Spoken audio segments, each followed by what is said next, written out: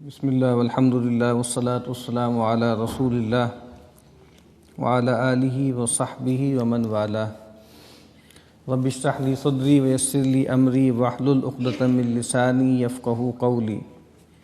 اللہم انفعنا بما علمتنا وعلمنا ما ينفعنا وزدنا علما آمین یا رب العالمین۔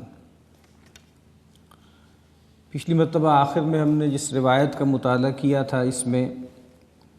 نبی اکرم صلی اللہ علیہ وسلم نے 7 باتوں کا حکم دیا تھا اور 7 باتوں سے منع کیا تھا۔ سیدنا براء بن عازب رضی اللہ تعالی عنہما فرماتے ہیں، امرنا رسول اللہ صلی اللہ علیہ وسلم ب7 ونہانا عن 7، کہ رسول اللہ صلی اللہ علیہ وسلم نے ہمیں 7 باتوں کا حکم ارشاد فرمایا اور 7 باتوں سے روکا۔ جن 7 باتوں کا حکم فرمایا تھا وہ ہم پچھلی مرتبہ پڑھ چکے ہیں۔ وہ ایک تو یہ تھی کہ مریض کی عیادت کی جائے، جنازے کی پیروی کی جائے، کسی کو چھینک آئے وہ الحمدللہ کہے تو اس کو یرحمک اللہ کہا جائے، کوئی آدمی قسم کھا کر یہ کہے کہ تم یہ کام ضرور کرو تو اس کی قسم کو پورا کیا جائے، مظلوم کی مدد کی جائے، کسی پکارنے والے کی پکار کو سنا جائے، اس کو قبول کیا جائے، لبیک کہا جائے، اور سلام کو پھیلایا جائے، سلام کو عام کیا جائے۔ یہ 7 وہ چیزیں تھیں جس کے بارے میں رسول اللہ صلی اللہ علیہ وسلم نے تلقین فرمائی کہ ان کا اہتمام کیا جائے۔ اور فرماتے ہیں کہ ونہانا، اور ہمیں 7 ہی چیزوں سے منع کیا۔ وہ 7 چیزیں کون سی ہیں؟ ان خواتیم او تختم بالذہب، رسول اللہ صلی اللہ علیہ وسلم نے اپنی امت کے جو مرد ہیں ان کو منع کیا سونے کی انگوٹھی پہننے سے یا سونے کا زیور پہننے سے، یعنی اس امت کے جو مرد ہیں ان کے لیے سونے کے زیورات پہننا اس کو منع کیا گیا۔ خواتین کے لیے اس کی اجازت ہے۔ وعن شرب بالفضہ، اور نبی اکرم صلی اللہ علیہ وسلم نے ہمیں منع کیا چاندی کے برتنوں میں پینے سے، اور دوسری روایتوں میں یہ ہے کہ چاندی اور سونا دونوں کے برتنوں میں کھانے اور پینے سے منع کیا، کیونکہ اس میں ایک خاص طرح کی رفاہیت ہے، خاص طرح کا اسراف ہے، خاص طرح کا تکبر ہے، ایروگنس ہے، اس کا اظہار ہوتا ہے۔ تو نبی اکرم صلی اللہ علیہ وسلم نے اس سے منع کیا۔ وعن المیاسر الحمر، اور اسی طریقے سے منع کیا ہے کہ گدے سرخ رنگ کے گدے، سرخ رنگ کے گدوں سے یہاں مراد کیا ہے کہ سواریوں کے اوپر، اونٹوں کے اوپر پالان کے طور پر چیزیں ڈالی جاتی تھی، تو ایسے گدیلے کے جو ریشم کے بنے ہوئے ہوں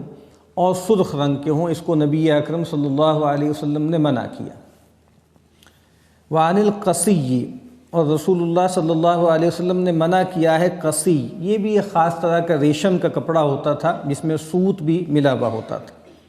وعن لبس الحریر والاستبرق والدیباج، اور 3 طرح کے ریشم ہیں مختلف، حریر، استبرق اور دیباج، موٹا ریشم، باریک ریشم، ہر طرح کے ریشم کو منع کیا ہے مردوں کو پہننے سے، یعنی اس امت کے مردوں کو سونا پہننے سے منع کیا ہے، اور اس امت کے مردوں کو ہر طرح کے ریشم کا کپڑا پہننے سے منع کیا، کیونکہ اس میں خاص طرح کی ایک نسوانیت پیدا ہوتی ہے، تشبہ بالنساء ہوتا ہے، جس کو نبی اکرم صلی اللہ علیہ وسلم نے مردوں کے لیے پسند نہیں کیا۔ تو جن چیزوں سے روکا ہے اس میں جو ہے وہ چاندی کے زیور پہننا یا انگوٹھی پہننا، اور سونے اور چاندی کے برتنوں میں کھانا پینا،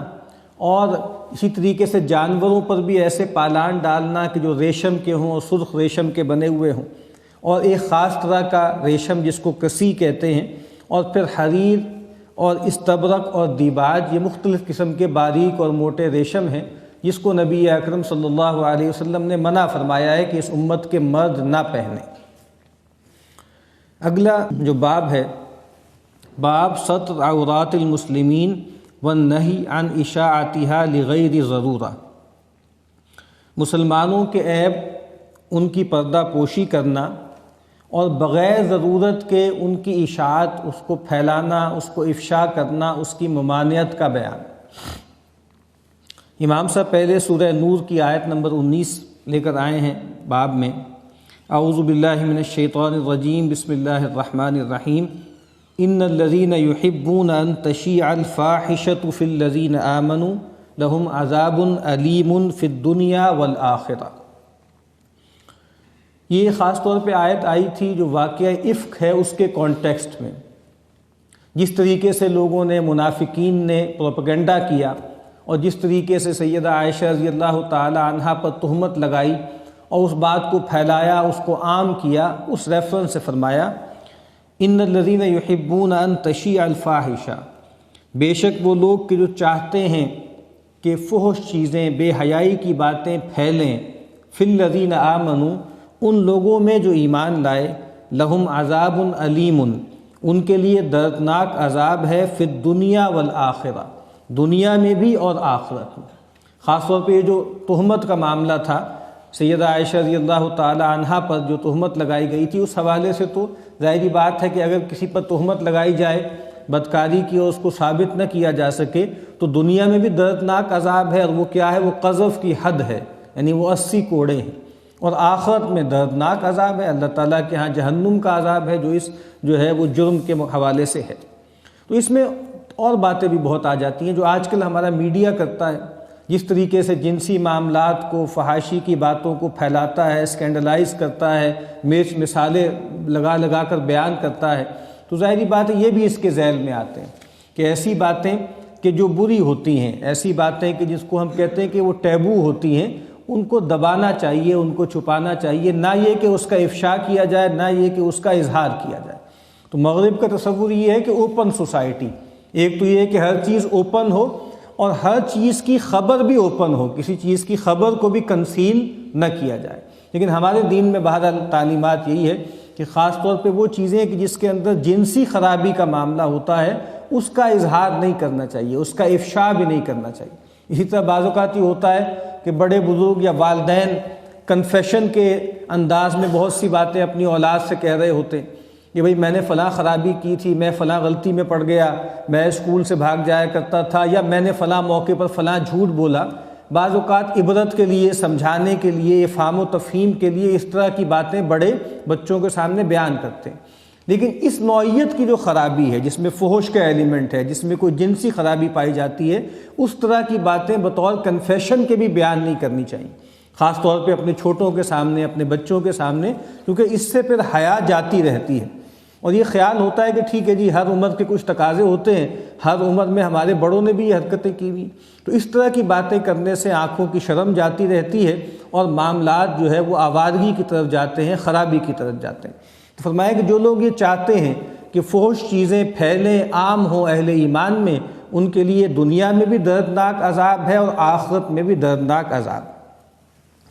وعن ابی ہریرہ رضی اللہ تعالی عنہ عن النبی صلی اللہ علیہ وسلم قال، سیدنا ابو ہریرہ رضی اللہ تعالی عنہ روایت کرتے ہیں کہ نبی اکرم صلی اللہ علیہ وسلم نے فرمایا، لا یستر عبد عبدا فی الدنیا الا سترہ اللہ یوم القیامہ۔ فرمایا کہ کوئی بندہ دنیا میں کسی اور بندے کی ستر پوشی نہیں کرتا، اس کے عیبوں پر پردہ نہیں ڈالتا، مگر یہ کہ اللہ تعالیٰ قیامت کے دن اس کی ستر پوشی کریں گے، اس کے عیوب پر پردہ ڈالیں گے۔ یہ روایت پہلے بھی آ چکی ہے کہ ومن ستر مسلما سترہ اللہ فی الدنیا والآخرہ، جو شخص کسی مسلمان کی ستر پوشی کرے گا، اس کے عیوب پر پردہ ڈالے گا، اللہ تعالیٰ اس کے عیوب پر بھی دنیا میں پردہ ڈالے رہیں گے، اور آخرت میں بھی اللہ تعالیٰ اس کو رسوا نہیں کریں گے، بلکہ دنیا میں جس طریقے سے اس کے عیوب پہ پردہ ڈالا، آخرت میں بھی اس کے عیوب کو ڈھانپ لیں گے۔ لیکن جس طرح یہاں پہ امام صاحب نے جو عنوان قائم کیا ہے اس میں واضح کیا ہے نا کہ بغیر ضرورہ، لغیر ضرورہ، بعض اوقات کوئی ایسا گناہ ہوتا ہے جس کی نوعیت جرم کی ہوتی ہے، بعض اوقات ایسی کوتاہی ہوتی ہے جو لوگوں کو نقصان پہنچا رہی ہوتی ہے، بعض اوقات کچھ ایسے معاملات ہوتے ہیں کہ اگر اس آدمی کو روکا نہ جائے اور جو بالاتر حکام ہے اس تک اس کے جرم کو واضح نہ کیا جائے تو وہ آدمی اور جری ہو جاتا ہے اور بہادر ہو جاتا ہے اور فتنے پھیلاتا ہے اور لوگوں تک اس کا ضرر پہنچتا ہے۔ لیکن وہ چیزیں کہ جو بالکل نجی نوعیت کی ہوتی ہیں اس کے بارے میں کہا ہے کہ بغیر تحقیق کے، بغیر تجسس کے اگر کوئی بات معلوم ہو جائے تو اس کو چھپانا چاہیے، اس کو دبانا چاہیے۔ ہاں اگر ضرورت ہو تو تنہائی میں خلوت میں اس کو جا کے بتایا جائے، اس کو نصیحت کی جائے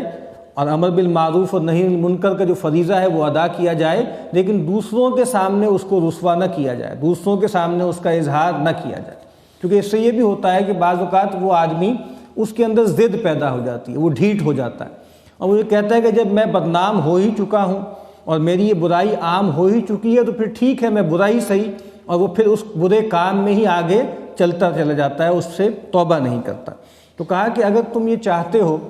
کہ آخرت میں اللہ تعالیٰ تمہارے عیبوں کو چھپائیں، تمہارے عیبوں پہ پردہ ڈالیں، تو تمہیں چاہیے کہ دنیا میں جو تمہارے بھائی بہن ہیں اور دوسرے جو لوگ ہیں، جو دوسرے دوست ہیں، ان کے عیبوں پر پردہ ڈالو۔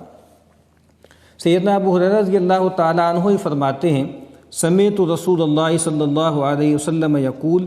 کہ میں نے رسول اللہ صلی اللہ علیہ وسلم کو فرماتے ہوئے سنا، کل امتی معافن الا المجاہرین،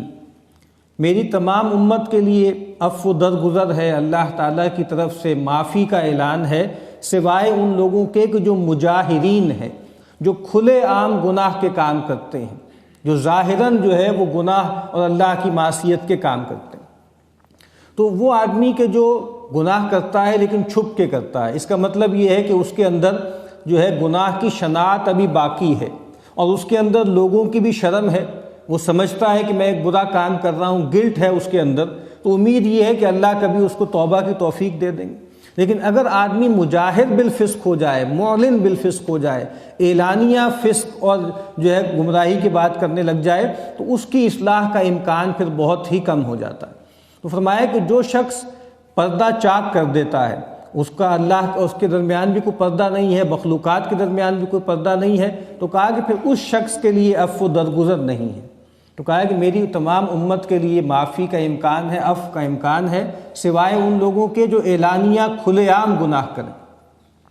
وَإِنَّ مِنَ الْمُجَاهَرَةِ، اور یہ بھی مجاہرت میں ہے، یہ بھی گویا کھلے عام گناہ میں ہے، أَن يَعْمَلَ الرَّجُلُ بِاللَّيْلِ عَمَلًا، کہ آدمی رات میں کوئی عمل کرے، کوئی گناہ کا کام کرے، کوئی جرم کرے، کوئی غلط کام کرے، ثُمَّ يُصْبِحْ وَقَدْ سَتَرَهُ اللَّهُ عَلَيْهِ،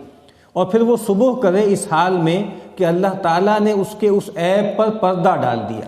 رات میں اس نے چھپ کے کوئی گناہ کیا، جب صبح ہوئی تو کسی کو معلوم نہیں ہوا، اللہ تعالیٰ نے اس کو خفا میں رکھا، اس پر پردہ ڈال دیا۔ فیقول، لیکن وہ لوگوں میں جائے اور وہ کہے، یا فلان عملت البارحۃ کذا و کذا، اور جا کر بڑی جرت سے یہ بات کرے، بڑی سرکشی سے یہ بات کرے کہ اے فلاں شخص، میں نے کل رات فلاں فلاں گناہ کیا، فلاں فلاں جو ہے وہ برا کام کیا۔ وقد بات یسترہ ربہ،